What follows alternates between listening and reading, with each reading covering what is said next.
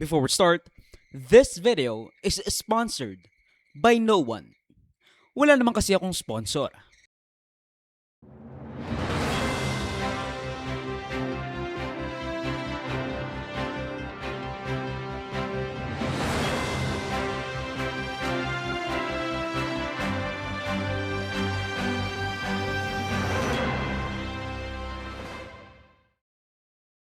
Kumusta? I'm Avard Joseph and welcome to News and Worthy Recap Weekly Edition number 146. We have tons to cover since last week, so skip to the chances provided if it piques your interest and subscribe to the channel kasi wala namang masama, di ba? And let's get on with the video.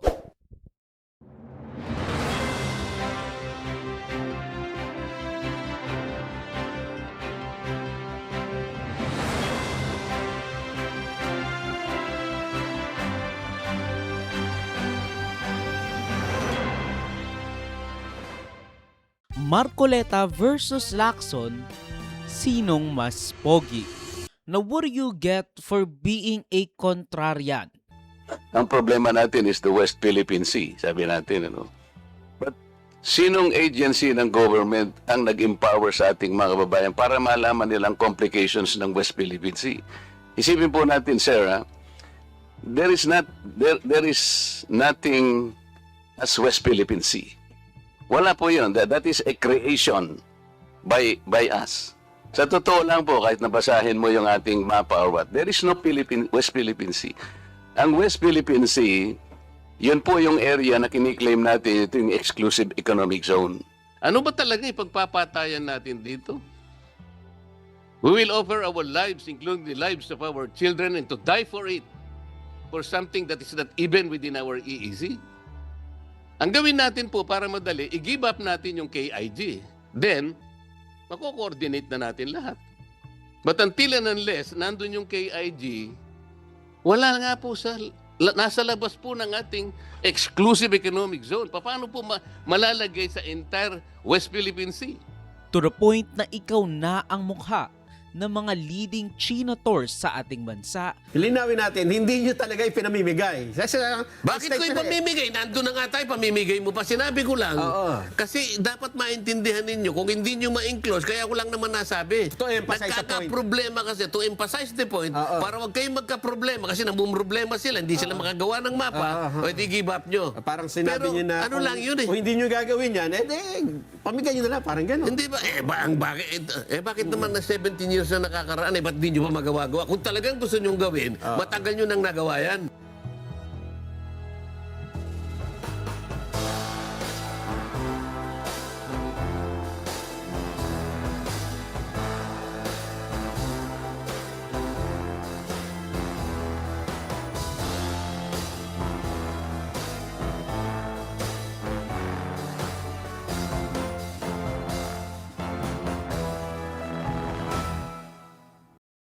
Nag-aaway na naman sina Senate President Pro Tempore Ping Lacson at Senator Rodante Marcoleta over, to be honest, ang dami nilang pinag-aawayan, so who knows what anymore. Unang-una, ako po yung nagtataka, Ginoong Pangulo, pagka po pala si Senator Ping Lacson ang magdi-deliver ng privilege speech, wala pa po tayong nate-take up na kahit ano. Siya pala'y masyadong special dito sa chamber natin. Kasi po, pagka kami, lalong-lalo na ako, minsan patatapusin na lahat muna. Aabot po ng halos alas 7 hanggang alas 8 ng gabi. Kaya kung minsan po, pag ako nag-deliver ng speech, wala na si Senator Lacson. Ganun po pala siya ka-importante. Majority Leader, I think you should answer that particular Yes, Mr. President, statement. yung privilege speeches, alam mo, dalawang linggo na lang po naiiwan with due respect to Senator Marcoleta. Talagang tinutulak natin yung legislation. Una, yung privilege speeches, we put always, and it's been a practice in the past, in the tail end of the discussions, because the privilege speeches can take up a lot of time. Yung nangyari po kasi kahapon, sa speech ni Senator Marcoleta, with due respect to the two sides, binanggit po niya yung pangalan ni Senator Lacson. So, it is obvious that Senator Lacson would like to respond Kaya kung sinabi din po sa akin ni Senator Marcoleta kahapon na ito po ay personal and collective dahil galit ako kay Senator Lacson, ginawa kong agad-agad. Pero hindi po niya kwento sa akin ano yung purpose ng kanyang speech. Kaya nung ninapitan niya po ako for speech, binabigyan po natin Senator Tulfo muna, pagkatapos si Senator Tulfo, Senator Marcoleta naman po. Pero yung laman po ng speech ni Senator Marcoleta ay binabanatan isang membro ng Senado.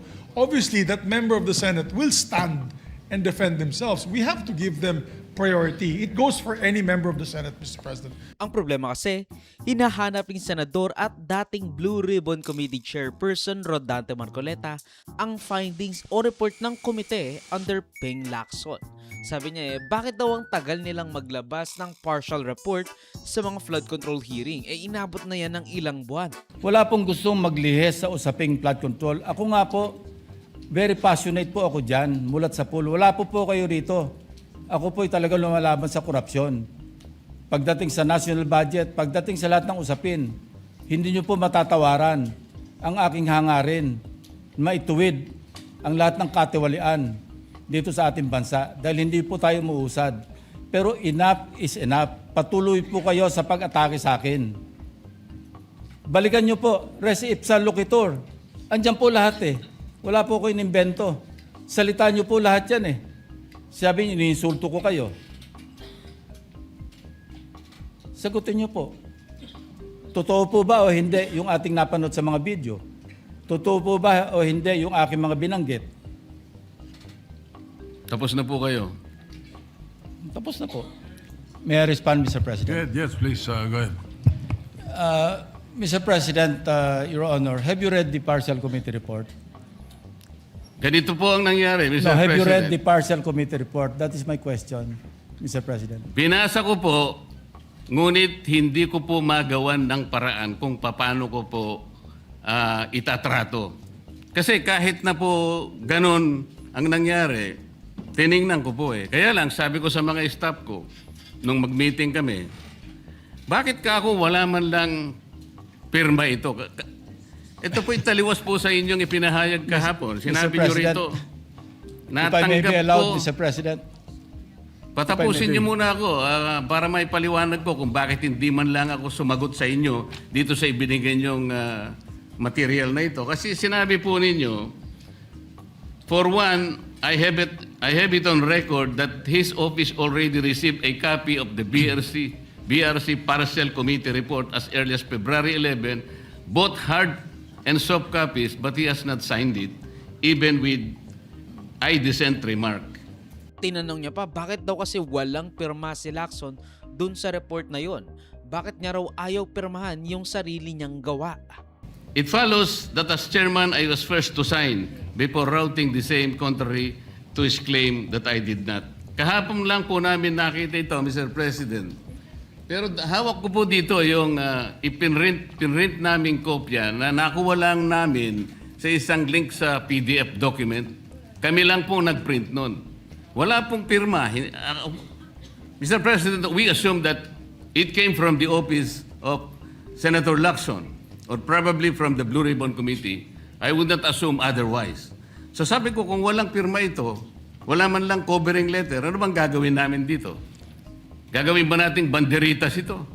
Ganun po ba yung pagbibigay ng isang importanteng dokumento? Kung inaakala po yung importante ito, bakit wala naman pong pirma man lang?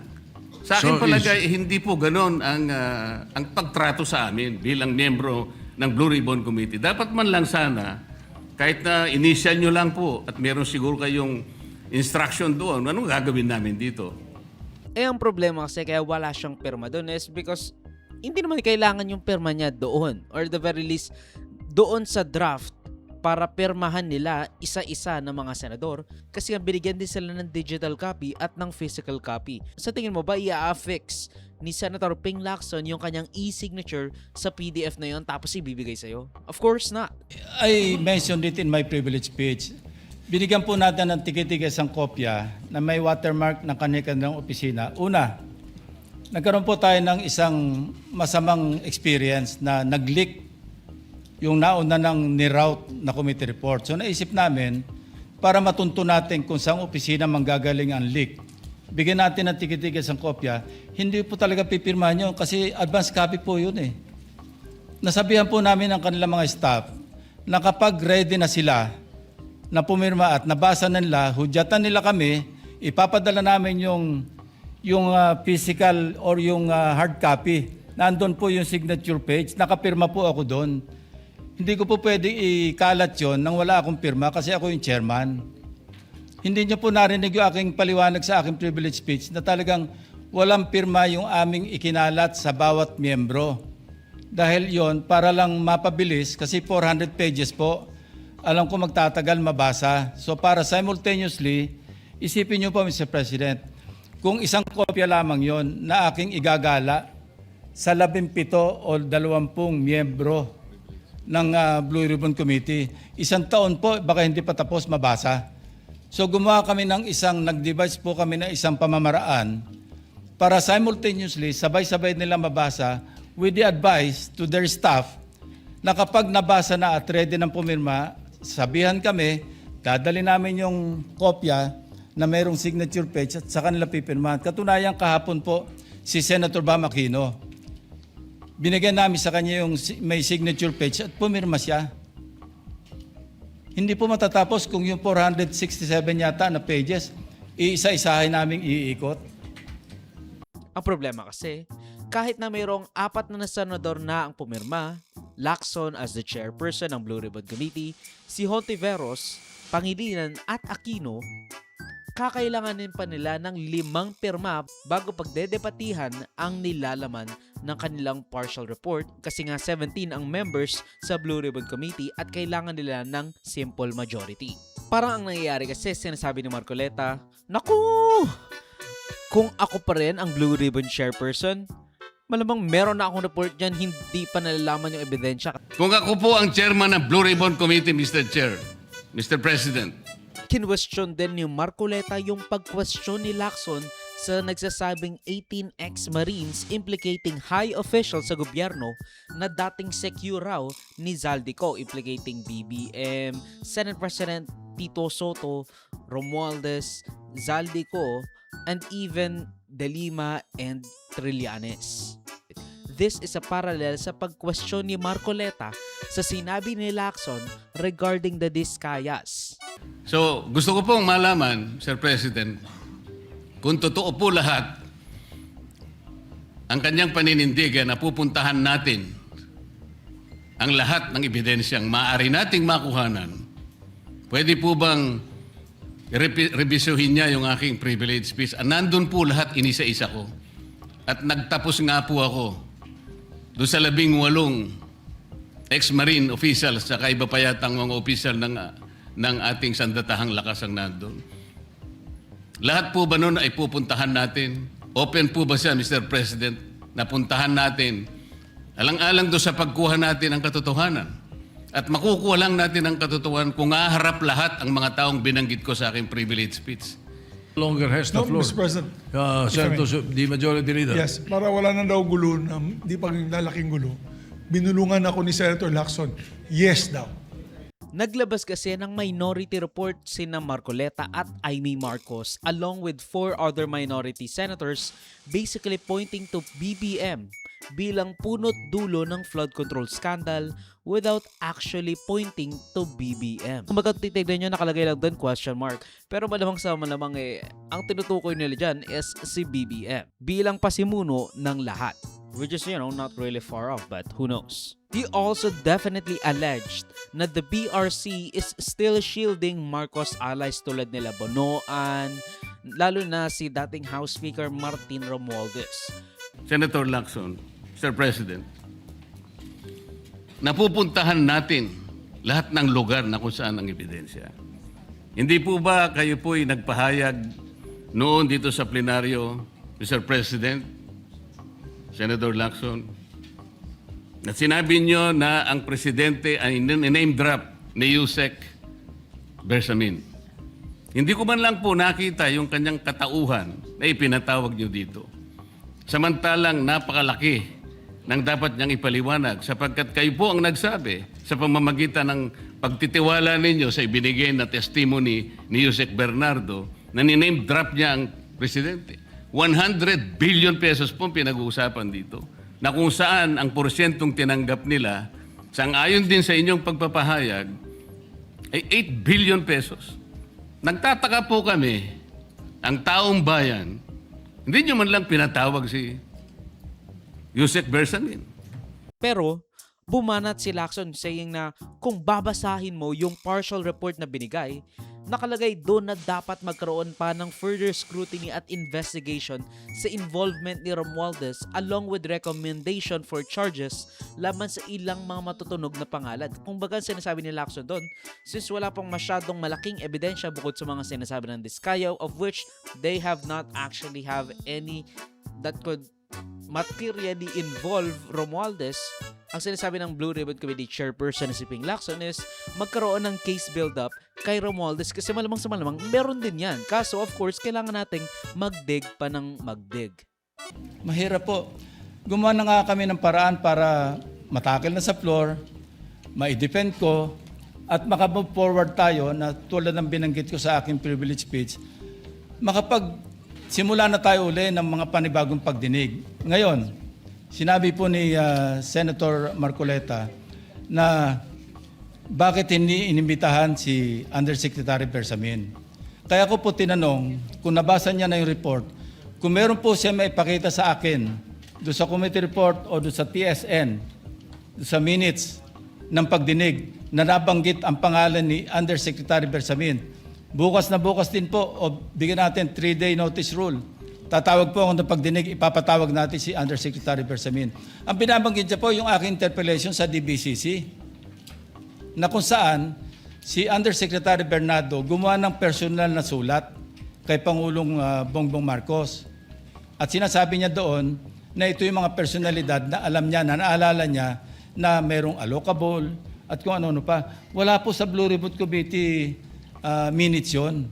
Sa labas po yan sa plenaryo, sa DBCC, sa National Budget Deliberation.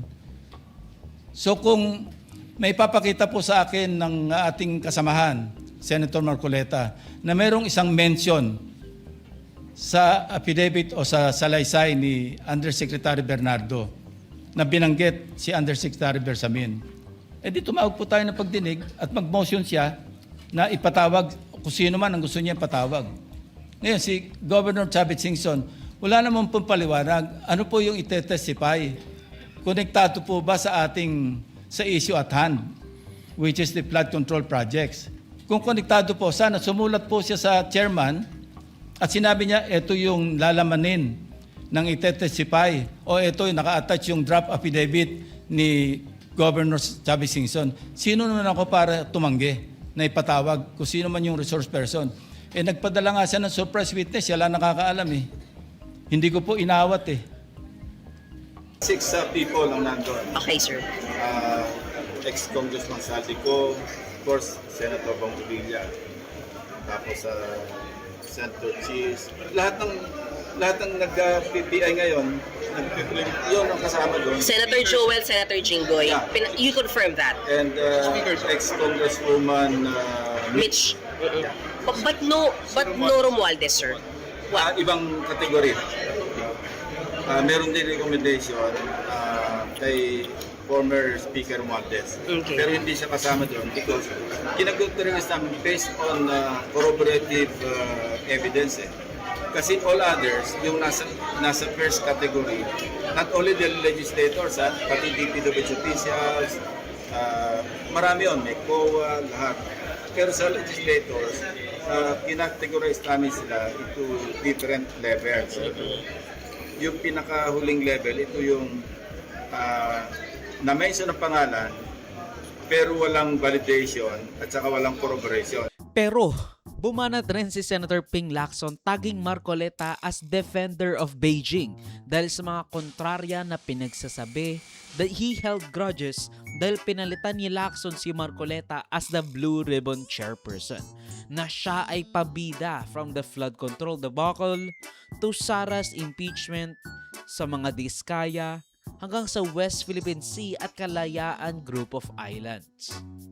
While in his 2 recent privilege speeches, he mostly referred to this representation as the BRC chairman, In my manifestation today, I will refer to him by his name. Like on many past occasions, I could have effortlessly dismissed Senator Marcoleta's statements as I refuse to dignify his ego-driven provocations. But when the attacks shift from professional to obsessively personal, I must shut the whole political circus down, firmly, completely, and without ambiguity. Dahil gusto din lamang ni Senator Marcoleta na lagi siyang bida bilang dating chairman man ng BRC o sa usaping West Philippine Sea o anumang issue involving China o dili kaya ay sa usaping restitution na mag-asawang Diskaya, siya na nga ang tunay na bida sa aking magiging pahayag sa mga sandaling ito ngayong hapon. Sir, ang schedule ng next hearing? Wala pa. Gusto ko tapusin muna itong partial committee report, ma-resolve muna ito, ma-adapt. At least my report sa floor. No? And then we can call for another hearing. Sir, pag nagsalita uli sa floor si Senator Marcoleta against yung sasagutin niyo o pabayaan niyo? I'll hit, depende. Sabi ko, you hit me, I'll hit you back. Enough is enough kasi sobra na eh. Namimihasa na, ibig sabihin. Wala namang basihan. Lalo siya nalulubog. You know, every time he shoots himself in the foot, naghahanap siya na masisisi eh. Ako yung paborito niyang sinisisi eh. For all his miseries. Sasabihin mong i-give up yung kay IG, tapos sabihin mo, in-splice ko. May kailangan ba i-splice doon? Bakit kayo ang favorite niyo? Ha? Ba't kaya kayo ang favorite niyang sisigaw? Siguro mas pogi ako sa kanya.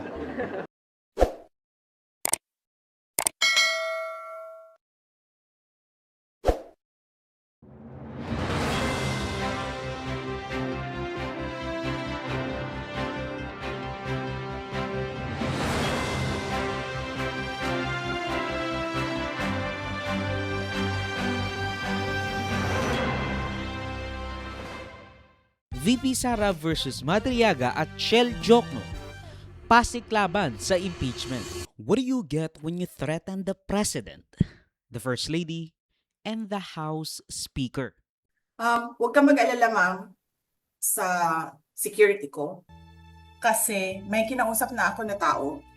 Sinabi ko sa kanya, kapag pinatay ako, patayin mo si BBM, si Lisa Araneta, at si Martin Romualdez. No joke.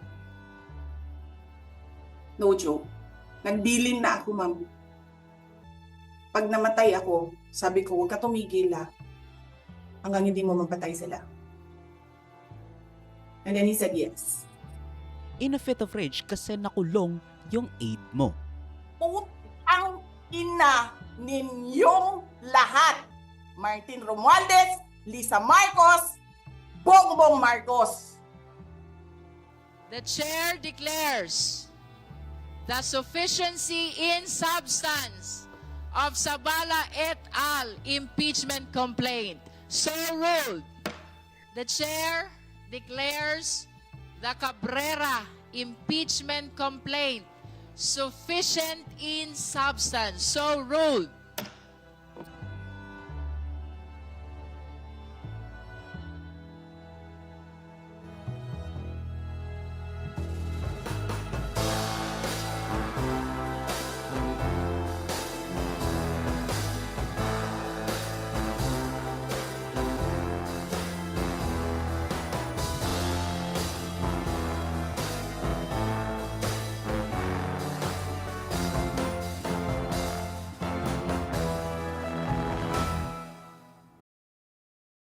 Habang nag-aantay pa ng sagot ni VP Sara ang House Committee on Justice, nagpasa ng request si Akbayan Party List Representative Shell Jokno para ilagay sa kustudiyan ng komite si Madriaga, the self-confessed bagman umano ni VP Sara, integral to one of the articles of impeachment laban kay VP Sara. Bilang miyembro ng House Committee on Justice, naghain tayo ng motion na ilagay si Ramil Madriaga sa kustodiyan ng committee na makuha natin ng duly certified copies ng SALN ni VP Sara at ilingin din sa Anti-Money Laundering Council na isabit ang mga bank account na kaugnay kay VP Sara kung ano man ang meron sila. Ang purpose nito ay dapat kasi malaman ng taong bayan ang buong katotohanan. Kaya nais natin tiyakin ang lahat ng ebidensya at mga dokumento at iba pang naman mahalagang papeles ay ligtas at nasa pangangalaga ng Committee on Justice. Isa pang bagay ay tungkulin din natin kasi na protektahan ang ating mga testigo, lalong-lalo na yung mga naglalakas loob na magsalita. Ang balita na nakuha natin ay may mga banta sa buhay ni Madriaga, pati ng ibang mga. Kaya kailangan din siguro na maging i-preserve at maging safe ang maaaring mga maging testigo dito. I just want to emphasize na that we are talking about preserving evidence and protecting witnesses because we are looking for the truth. At matagal nang gusto rin ng sambayan ng Pilipinas na malaman kung ano ba talaga yung katotohanan, ano yung mga ebidensya dito sa impeachment case nito.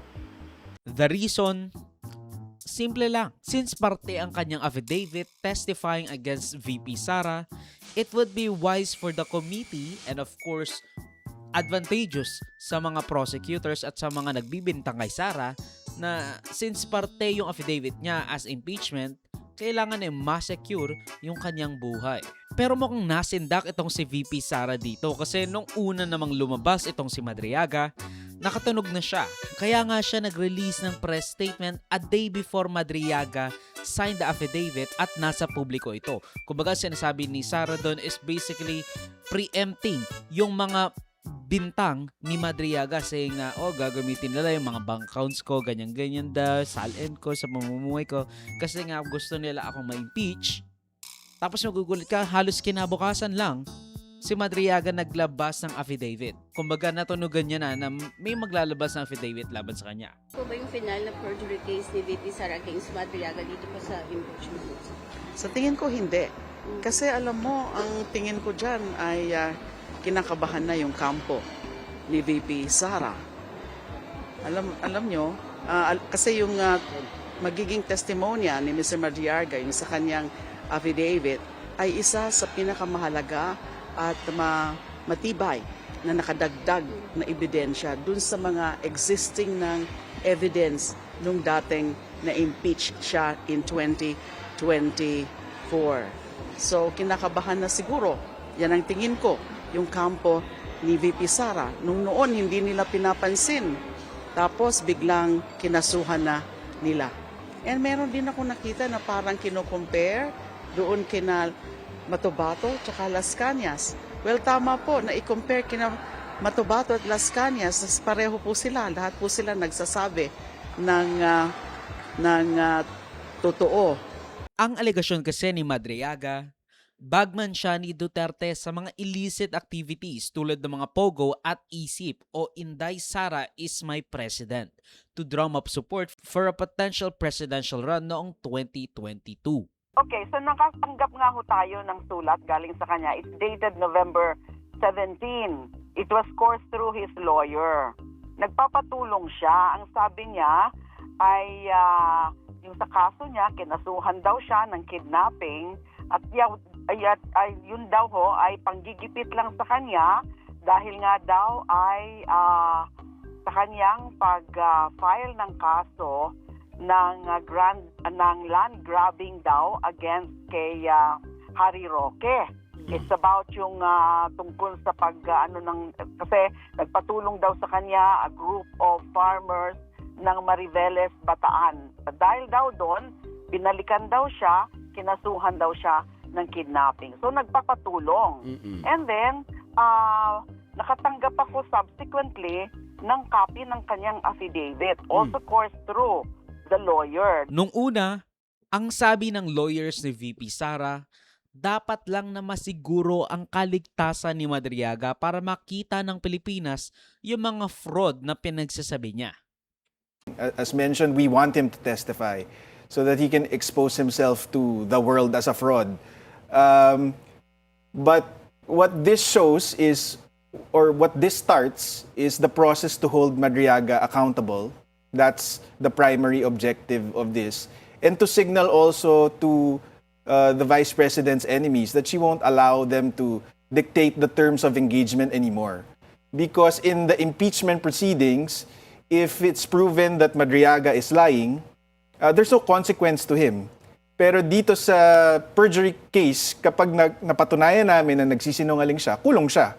So yun yung distinction why we had to file this, even though in the impeachment proceedings, we're likely going to use the same evidence to prove that Madriaga is a fraud. Pero nag-iba ng tono itong si VP Sara kasi nga nag-file siya ng cyber libel o ng libel kay Madriaga, tapos kinalaban niya pa si Chel Jokno. Sinasabi niya na if Chel Jokno wants to subpoena her bank transactions, her bank records at kanyang salin, that meant wala talagang kwenta ang impeachment. Kasi wala siyang ebidensya bukod doon sa makukuha nila sa bank transactions, bank records at kanyang salin.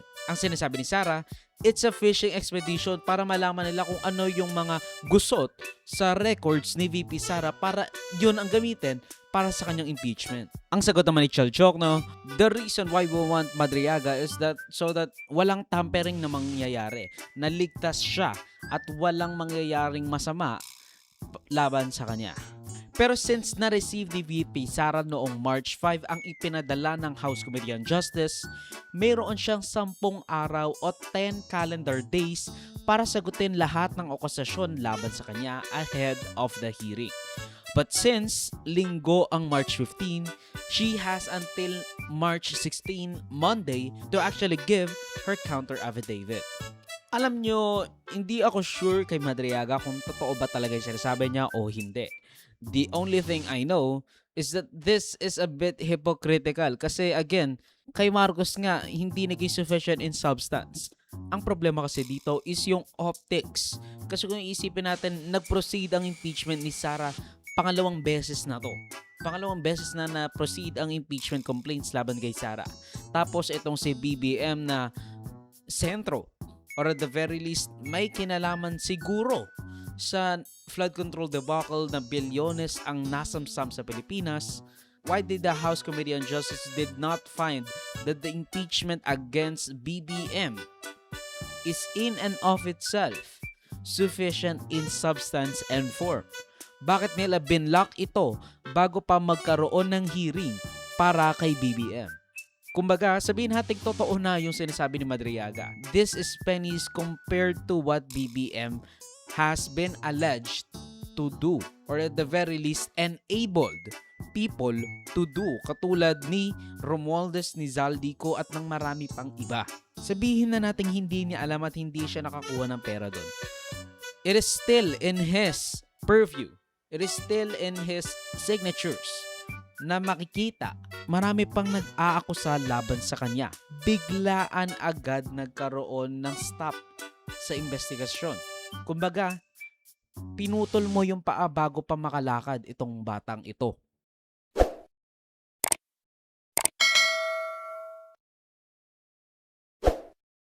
At yan ang pagtatapos ng News and Worthy Recap Weekly Edition for roughly the second week of March 2026. Mag-suggest some more topics and or corrections to balitas if you feel I misrepresented them in any way. Salamat sa panonood mga kabayang. For me, like, subscribe, follow me sa socials on Vor Joseph that will be linked down below. Susunod mali of course. Paalam.